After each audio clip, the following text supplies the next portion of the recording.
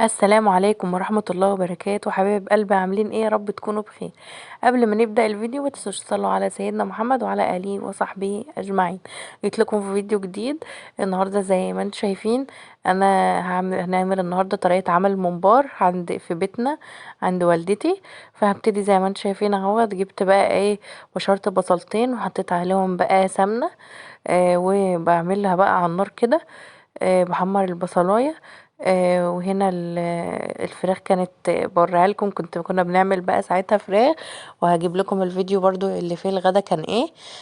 وجبنا هنا صلصة الطماطم اهي بعد ما اتشوحت، وحطيت التومة برضو على البصلة. بنزل بصلصة الطماطم متصفية وزي الفل اهيت. وبنزل بقى كده ايه تتسبك زي تسبيكة المحشي بالظبط يا جماعة. هنا خلاص قلبتها كده واسيبها بقى تغلي على النار لما تتسبك تسبيكة حلوة.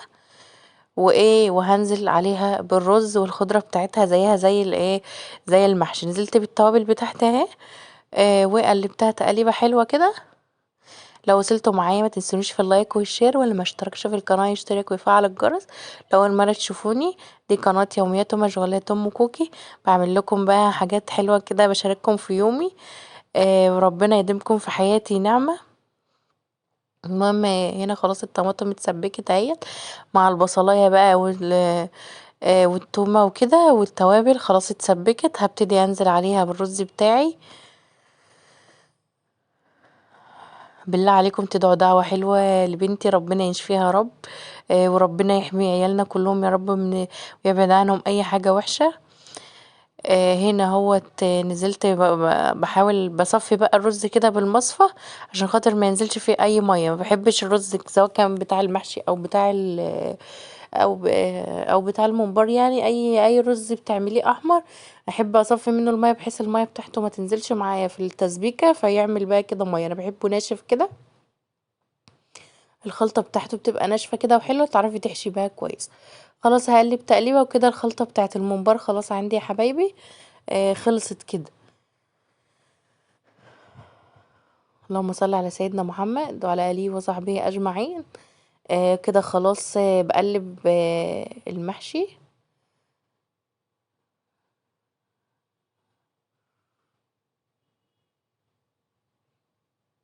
اليوم ده كان عندنا، كنا روحنا بقى اتجمعنا انا واحنا واخواتي كلنا. اختي الكبيرة واختي زهرة كلنا كنا هناك. اتجمعنا عملنا بقى محاشي وعملنا بقى ممبار. بس انا قلت عشان الممبار ما نزلتوش اول مرة انزلكم. لو حد فيكم يا حبايبي اول مرة يعمله يجربه. وان شاء الله والله هيطلع حلو وجميل معاه. فقلت بقى اصور لكم الممبار كده. وانزله لكم تشوفوا طريقته ايه وكده. كده خلاص. كان فاضل شوية رز كمان فقلت حرام يا جماعة. بصفيه كده وفي المصفى برضو لو في شوية مية نزلوا مني. حرام لما حاجة تقع الصراحة وحاجة تتهدر تتكب وكده. فحرام ايه الحاجة اليومين دول بقت غالية. انتوا شايفين العيشة بقت عاملة ايه. بأمانة لو عندك شوية رز فاضلين شوية حاجة فاضلين ب... ما ترميهمش، حطيهم في الفريزر وشوية على شوية هتسخنيهم. هيبقوا زي الفل والله. فربنا يصلح حال الجميع يا رب، يفكها علينا وعلى الأمة الإسلامية كلها يا رب. هنا هوت ماما هي اللي بتحشي كمان بإيديها اهو. يا ربنا يخليها يا رب ويدعوا لها ربنا يشفيها يا رب. هنا بص بحشي الممبار. ما اكبسهوش جامد بالرز يا حبايبي، انا بحشيه حشوه بصوا. يعني كل حاجه قدامكم اهو على طبيعتها. بحشيه بتحشيه ماما حشوه صغيره يعني ما يحطش فيه رز كتير. وبفرده في الممبرايه لما بنزل واسيب الطرفين فاضيين. فلما انزل بقى الطرفين الفاضيين لما بينزل في الميه السخنه اللي هي في الشوربه بتاعته يعني. بينزل فالطرفين دولت بيتلموا ويقفل على نفسه كده وما يهدريش منك رز خالص. اهو شايفين يا حبايبي بفرد اهوت بيبقى مهوي خالص. وبسيب الطرفين فاضيين انزل بيهم كده هوريلكم برضو خطوه بخطوه. هنزل بالممبرايه كده في قلب الشوربه. هتلم معايا وتبقى جميل. كده خلاص يعني كنا قاعدين كلنا بقى بنحشي وكده. كانت اختي ووالدتي كانوا قاعدين يحشوا كده وايه وخلاص الكميه خلصت. وهوريكم برضو اما بننزله في الشوربه بيبقى شكله ايه. لو وصلتوا معايا الفيديو كده ما تنسونيش في لايكات كتير بقى كده وشجعوني. ربنا يصلح الحال يا رب، واعرف انزل لكم فيديوهات على طول. تشجعوني كده بلايكاتكم ومشاهداتكم وتعليقاتكم اللي بتفرحني. بالله عليكم اللي يدخل يتفرج على الفيديو يعمل لي تعليق عشان اعرف انتوا قد ايه بتحبوني يعني.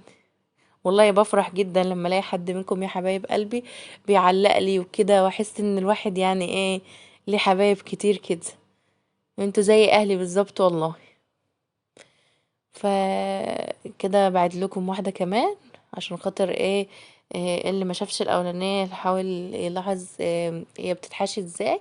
اهم حاجه يا حبايبي محشاش رز جامد، لان لو كترت فيها الرز وعملتها من الجنب لجنب الرز هيطلع من المنبرايه، هيفتح مني وهيطلع بقى من المباراة، وهيبقى الرز كله في قلب الشوربة بتاعته كده. بسم الله ما شاء الله. هتشوفوا بعد كده لو الممبار لما بيتحط في الشوربة والله ما بينزل منه رز كتير ولا حاجة، وما هتضرش.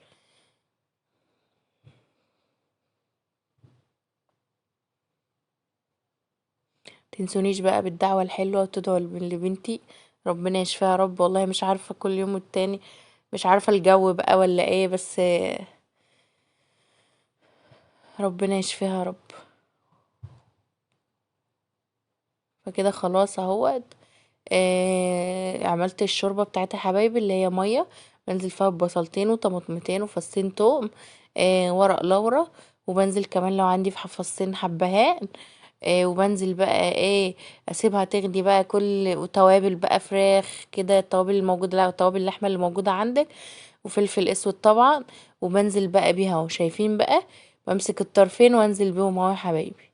اهو شايفين بقى الممبرايه لمت ازاي، لمت معايا وطلعتش منها رز خالص. شايفين الشوربه فاضيه خالص مطلعش منها رز اهو.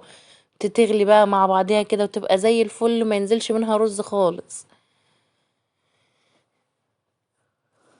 يلا اللي بتتفرجي معايا ما عملتيش لايك ليه؟ اعملي لايك بقى وتعليق كده يفرحني.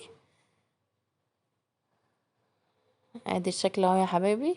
انا قلت بقى يعني انا عارفه ان هي كلنا بنعرف نعمل الحاجات دي والله، بس انا قلت اشارككم يعني اللي هو الواحد بيحس ان هو موجود كده لما يسمع، لما تتفرجوا على الفيديو وتعملوا تعليق وكده، احس ان الواحد عمل حاجه يعني ايا كانت الحاجه بسيطه. بس ادينا بنشارككم، كل واحد يشارك غيره في حاجات، وربنا يصلح الحال.